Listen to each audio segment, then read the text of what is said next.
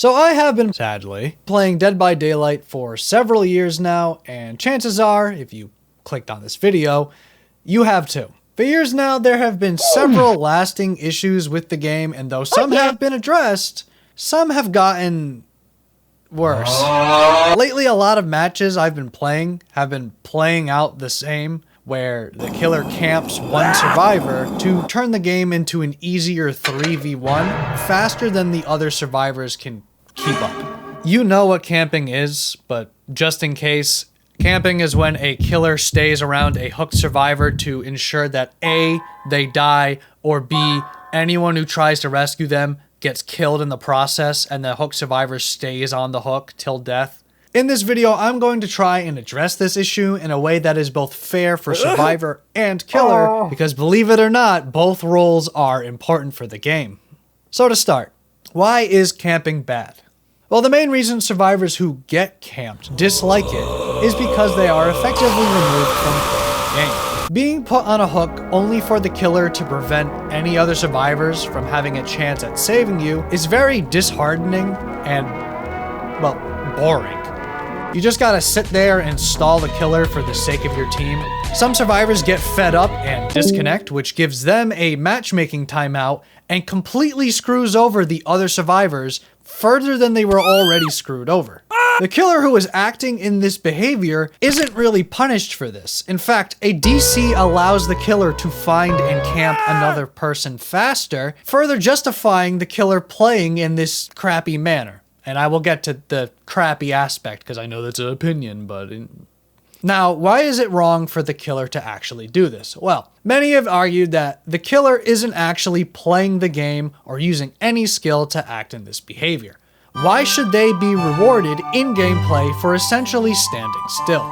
The Spirit was reworked from her old version because she used to be able to stand still at pallets, pretending to phase, and survivors not knowing whether the Spirit was actually phasing or not would just vault the pallet or slowly walk towards her, and the Spirit would just get a free down. She'd just get a free hit on people because there was no counterplay at the time. Surprise, motherfucker! BHVR changed this because they really didn't think it was fair.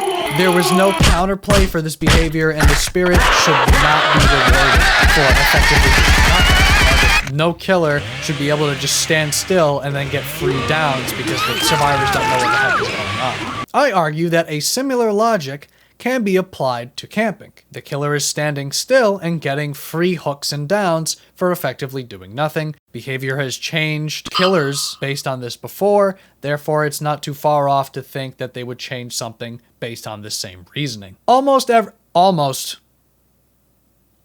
everyone who plays this game agrees that camping without reason is boring and shameful behavior. It's kind of an unskillful thing to do. Congrats, you got 4 kills. But at what cost?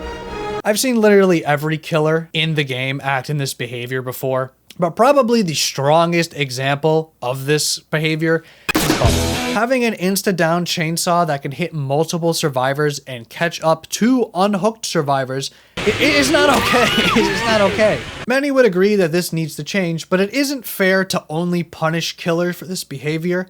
The killer should be rewarded for not camping survivors to further, push the playstyle away from it. You can't just punish killer. Killer has a hard time as it is. It's not as bad as it used to be, but still, you can't just punish the killers. That's not really fair. A mechanic should be put in place that makes it so camping is considered a bad strategy or throwing the game, and moving away from the hooked survivor is actually the rewarding strat.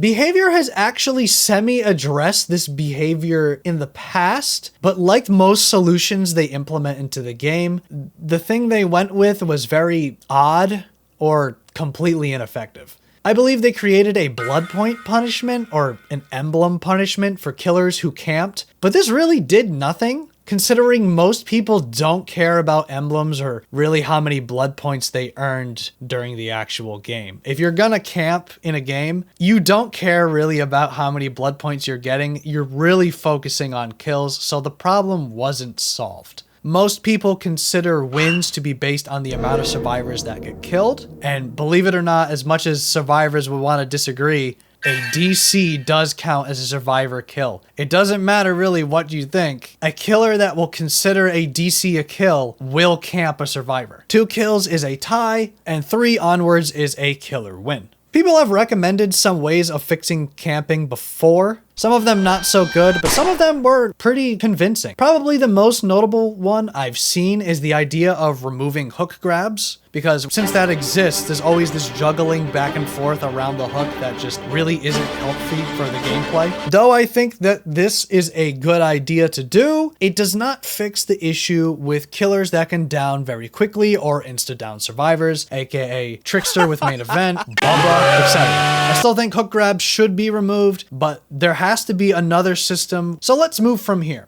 I believe that the killer who is camping a survivor, and I mean face camping, I'm talking like really close, not just proxying 16 meters away, really close to the survivor, should potentially lose all of the other survivors by deciding to guarantee this one kill. Currently, it takes 60 seconds for each hook stage to progress on a hooked survivor, and therefore it takes roughly 120 seconds, or 2 minutes, to kill a survivor from first hook. Considering that it takes 90 seconds for one survivor to finish a generator without perks, the fastest that the other 3 survivors on the team can finish all 5 gens is 180 seconds, or 3 minutes. Now obviously this can fluctuate based on perks and communication, but I don't believe behavior should keep fixing and balancing the game solely on perks when the base game already has these issues. So I propose that we make it so hook progression speed is based on the killer's location from the hooked survivor. So I put some thought into the numbers here, but not a crazy amount, so don't get mad if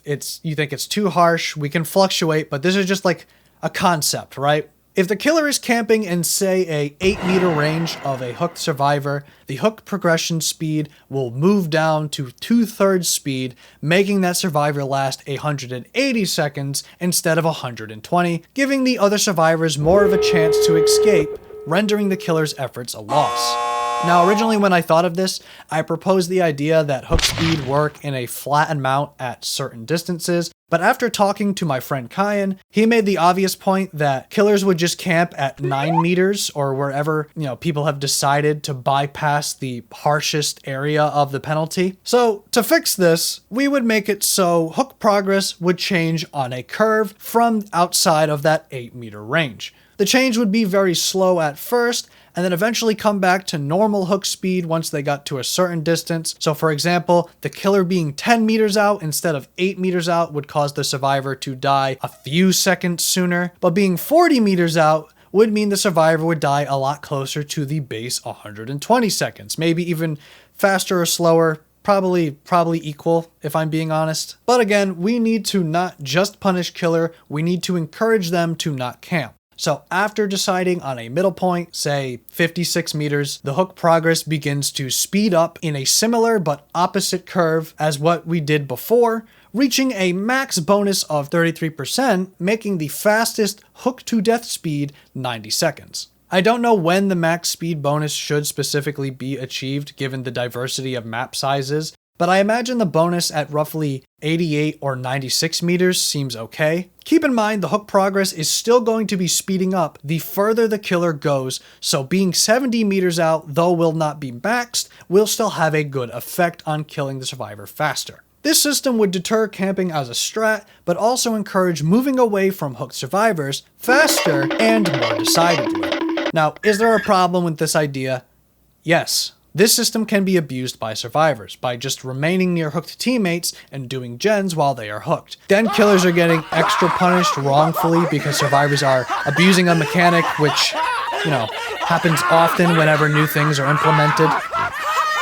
Killers chasing survivors near hooked survivors is not camping. It is the survivor's job to lead the killer away from the hook. So to fix this, one could make it so the slowdown penalty for having the killer near a hooked survivor is changed back to base progress speed if at least 2 other survivors are within 16 meters of the hooked survivor. The bonus hook speed if the killer is a further range is not changed, however, because Why would the killer be changed if there are survivors near the hooked survivor? You know what I mean? Like, if they're moving further away, that bonus is not going to get removed, regardless if survivors are closer or further away. And why did I say at least 2 survivors? Well, because if I only did 1 survivor, the killer could just camp, and as soon as they see 1 survivor running towards the hook, they'd immediately go back to the hook and defeat the entire purpose. They would just camp anyway, because if they see 1 survivor, that's, justification to stay around the hook.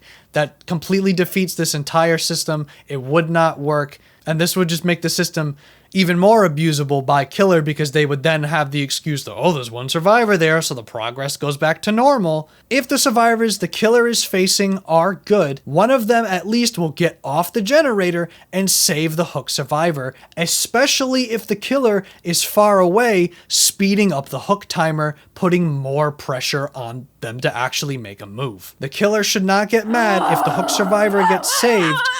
They're supposed to get saved. You're moving further away to put further pressure so they could get off gens sooner. It's still a reward even though they're getting unhooked. But on the other hand, if the killer sees 2 or more survivors just around the hooked survivor, then yeah, go for it. The penalty will be gone at that point. And no, having all survivors around the hook survivor will not make the hook go faster. It'll be the same as the 2 survivors where it gets rid of the penalty. Making it worse because all the team is there would make camping even worse, because then the killer would just be taunting people to come around the hook, basically.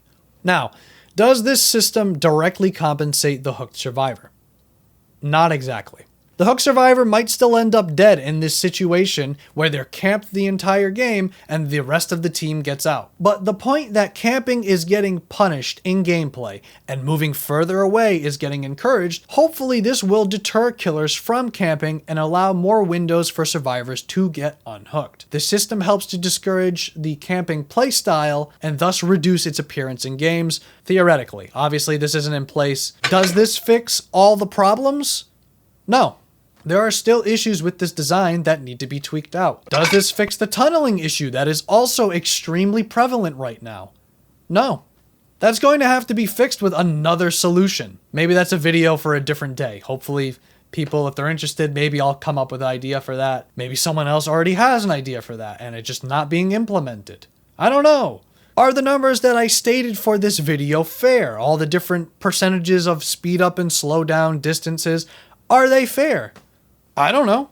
I tried to be fair. I tried to put a lot of information into map sizing and everything to try to be considerate. But again, there's no way to really know if this system is good or bad if we don't test it at all. We don't make any changes. Regardless, I'm interested in your opinions, believe it or not. I'm not really a big DBD YouTuber, but I have been playing this game for years now, and this is still a problem. I'm curious on what other people think of this. People with more playing time than me. Even the big DBD YouTubers. I would love to hear your opinion on this. Do you think my opinion and my plan is shit? Please let me know, genuinely. I would love to see what you think of this. And if you're one of those people who saw the title of this video and is already ranting in the comments, all of my words are not opinion, they are fact. And if you ever come in here again with a goddamn opinion, I will shove it so far up your ass, you'll never see the light of day again. Hello. Thanks for checking out my video about Dead by Daylight. I don't think I've posted any Dead by Daylight videos on this channel, but if you're interested in that, or if you're interested in the other stuff I do, feel free to stick around, maybe tell your friends. I'm trying to grow my channel, so I'd really appreciate that. You don't have to subscribe if you don't want to. I hate when YouTubers ask for subs. It's very annoying. Again, if you like it, you know what to do. If you don't like it, don't worry about it. Share it if you think someone likes it. I really appreciate that. Honestly, the thing I want most is comments. I would love feedback. So go ahead. Even yell at me if you want. Again, unless you're a Bubba man, you can burn. But yeah, thanks for sticking around. More stuff to come. And if there's something specific you'd like me to make a video on, let me know. I'd be happy to do it. Until the next one. Peace.